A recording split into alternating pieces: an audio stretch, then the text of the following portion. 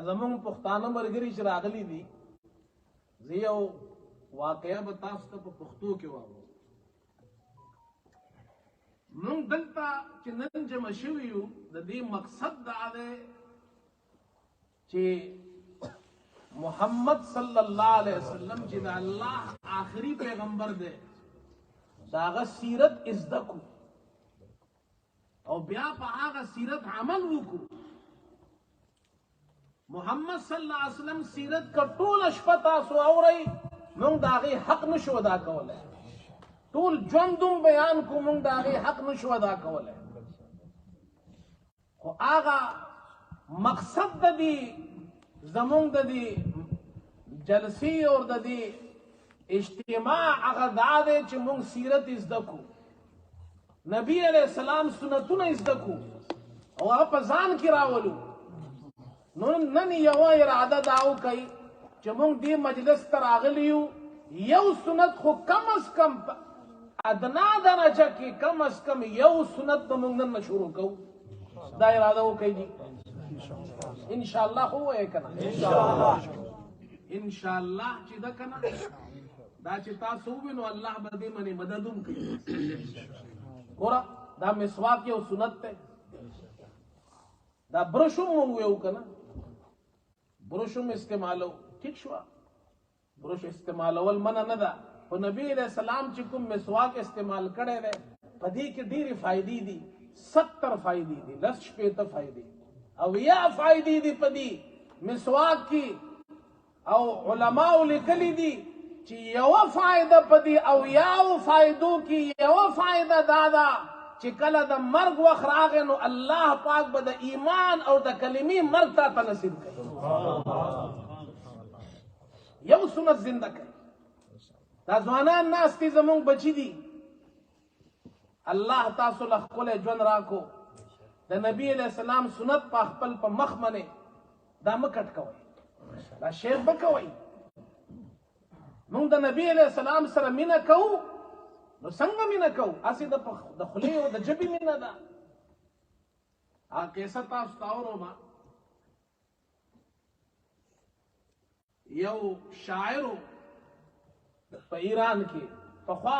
خلکو به خو سفرونه کول ایران هندوستان، خو دا ډېر لرې لرې وو او هغه وخت کې ژبه فارسي وه، په هندوستان کې هم ژبه فارسي به وه. فارسی ژبه ډیره یو درنه ژبه ده، په دې کې یو اشعار دي او په دې کې چې کوم هغه کتابونه لیکلي شوي دي د هغې ځان له یو تفصیل دی، دا وخت نه دی چې زه بیان کړم. یو شاعر و د هغې نه یو سړی متاثر شو، د هغه کلام یې واورېد، وایي زه به ځمه ایران ته هغه سره به ملاقات کوم چې د کلام کې ډیر زیات اثر دی. چې هلته لاړ معلومات یې وکړو چې دا شاعر کوم ځای دی، نو خلکو وي هغه بازار ته تللی دی. بازار ته لاړ، وي کوم ځای دی؟ وي حجام په دکان کې دی. حجام دکان ته لاړ، نو هغه شاعر صاحب ناست دی په کرسۍ او حجام وله ګیره شیو کوي،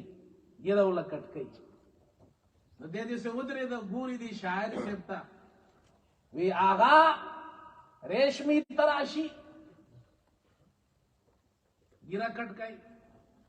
هغه خو شاعر او شاعران خو په دې ژبه کې په خبرو کې ډېر تېز دي. نو هغه وی بلې ریشمی تراشم دل کسې رانه می تراشم،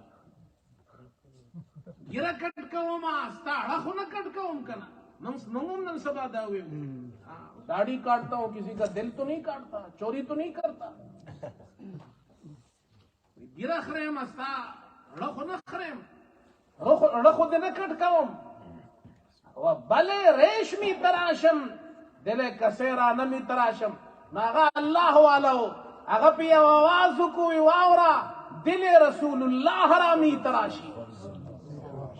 وی نادانا تا ته څه پته ده ته چې دا ګیره کټ کوي د دې نه د نبي علیہ السلام د اړه څومره خوږېږي. هغه چې دا واورېدو نو په جړا شو او پاسېده او شاعرو نو په اشعار کې ورته ووایي جزاک اللہ کے چشمم باز کر دی जज़ाक अल्लाह के चश्मम बाज कर दी, मराबा जाने जा हम राज कर दी। खुदे दे खुशहाल का जमास्तर की रना कड़े गोरा यो जुमला वा अगर त हिदायत मिलाव शो कल इंसान द घंटी तकरीर वाउली इस न मिलावीगी और कल द यो जुमले न फायदा उशी वी दिल रसूलुल्लाह हरामी तराशी द यो जुमला पूरा वा अल्लाह दे मुंग ता अमल नसीब की तो इरादा हो कही जी इंशाअल्लाह तो ये इरादा इंशाअल्लाह हो ये इंशाअल्लाह मन इसको खर्चों नाराजी और परचपियों नाराजी इंशाअल्लाह और जमुंग दा पुख्तुन से खपला पुख्तुनियम पुख्ताना देर सख खलक दे खबर दुमरा पासाने न मनी को चिकला वो मनी बस ब्या बिकला खुलानी मा योजल पाकिस्तान के अखबल जुमात की तकरीर को जमख के अल्लाह इमाम हुआ हम सरा गुजराता मेमन खलक दे मंग से चकुम माली के पास देखिएगा मेमन मेमन पे जाने गुजरातियान मेमन और फिर नरम खलक दे हम खुदा जब हम सख्त था मैं पुख्ताना बो मरात लो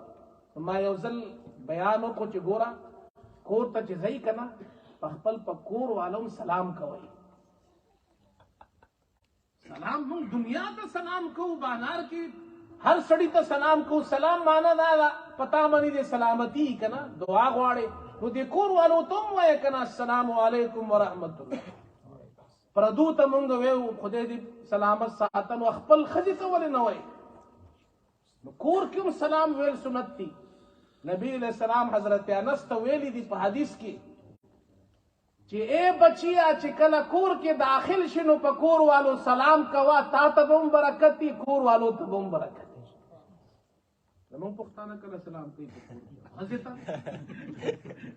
माची बयान वो को और आओ तमन मेमन खुद नरम खलक दे मौलवी साहब शुक्रिया जी आज से हम भी सलाम करेंगे अयो पुख्तुन राग जगम दोस्त है के देशी को चपता दे मोबाइल की औरी नो औरी बा अगर जमन देर खजूस से अगर आगे मुरीद से बयान खुद देर खस्ता शस्ता बयान दे वो को उस मसला रहता दाव खया चे कोर के बखजता सलाम कवम संगा पुख्तुन सड़े और कोर तलाड़ से खजता हुई अस्सलाम वालेकुम दा पसंद की तो दा आदत जोड़ावल पकार दी करनी भाई सच मुंग ची बुल चाहते हुए खुदा दी सलामत सातन उदा कोर के वाले ने वे खुदा दी ता सलामत साथी हां अल्लाह दे मुंग ता अमल नसीब हो आमीन